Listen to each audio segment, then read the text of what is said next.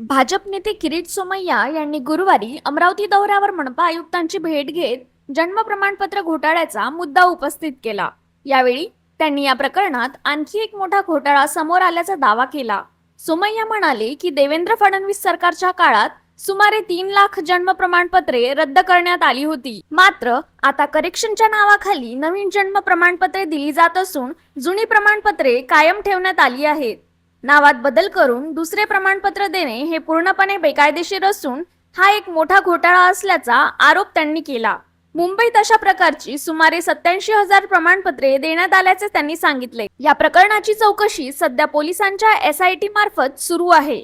तसेच कल्याण डोंबिवली महानगरपालिका आणि लोणावळा येथेही चौकशी समित्या स्थापन करण्यात आल्या आहेत। नागपूरमध्येही मनपा आयुक्तांनी समिती गठीत केल्याचे सोमय्या यांनी सांगितले। अमरावतीतही या प्रकरणाची दखल घेण्यात आली असून मनपा आयुक्तांनी चौकशीसाठी 15 दिवसांचा अवधी मागितला आहे। लवकरच चौकशी प्रक्रिया सुरू करण्यात येणार आहे। हे षडयंत्र आहे की काय आणि हे घडल्या त्यात जे अधिकारी आणि कर्मचारी मी मुंबईची तपास जरा गेल्या काही महिन्यात सुरू आहेत तर आतापर्यंत 3 त्याला काय म्हणतो आपण आरोग्य अधिकारी आणि 3 कर्मचाऱ्यांना निलंबित करण्यात आले, गुन्हाही दाखल करण्यात आले। आता आपण ज्या घोटाळ्याची चर्चा करतोय त्या व्यक्तीकडे जन्म प्रमाणपत्र आहे असं हे म्हणतात, त्या लक्षात आलं का? तर त्याच्याकडे नाही असं नाही आहे। तो म्हणजे हे जे सुधारता नावाने दिले गेले म्हणजे आहे ते जन्म किरीट आहे, त्याला कीर्ती करून दिली। काय करेक्शन केलं हे आता शोधायचं आहे। चालणार कसं? अरे बाबा, जन्म प्रमाणपत्र जन्मला जे नाव ना त्यात कसं बदल करता येणार? हिंदी में बोलो सर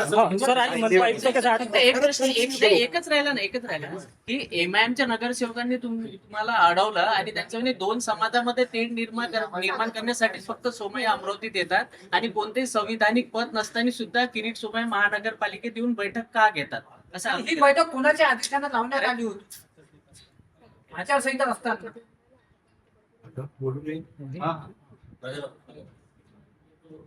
ते जन्म प्रमाणपत्र घोटाळा हा अमरावतीमध्ये मी फेब्रुवारी 2025 मध्ये तक्रार, त्याची तक्रार दिली आहे। त्यानंतर तक्रार, त्यानंतर चौकशी, त्यानंतर ऍक्शन आणि कुठलाही फ्रॉड, फोर्जरी, चीटिंग त्याची चौकशी, तक्रार, पाठपुरावाला आचारसंहिता लागू पडत नाही। दुसरी गोष्ट की असं आहे की अमरावतीमध्ये जे बाहेर आलंय ते भयानक बाहेर आलं।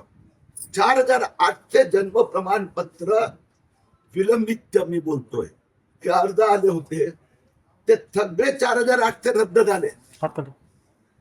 आता अमरावती हे कदाचित मी सांगतोय पण कदाचित आतापर्यंत जी माहिती 2025 मध्ये CRS पोर्टलवर करेक्शन 35,000 हे हायएस्ट आहे इन महाराष्ट्रात। मुंबई शहरात 19,000 आहे। तर त्यामुळे ह्याच्याकडे लक्ष घालणं आवश्यक आहे। आता मी हिंदीत जन्म प्रमाण पत्र घोटाले में अभी और एक घोटाला बाहर आया है। जो पहले देवेंद्र फडणवीस सरकार ने 3 लाख जन्म प्रमाण पत्र रद्द किए, अभी करेक्शन के नाम पर अधिक एडिशनल जन्म प्रमाण पत्र दिया गया। जो जूना था वो वैसा ही रहा और नाम में बदल करके दूसरा एक दिया गया, तो गैर कानूनी पद्धति से दिया गया है।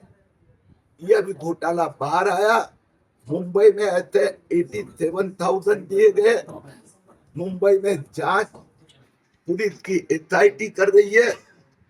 कल्याण डोंबिवली में वहां के महापालिका ने SIT बिठाई है।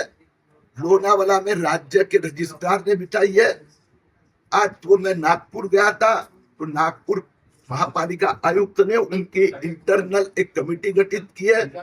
अमरावती आयुक्त ने भी कहा कि इसके लिए हम भी एक इंक्वायरी करेंगे।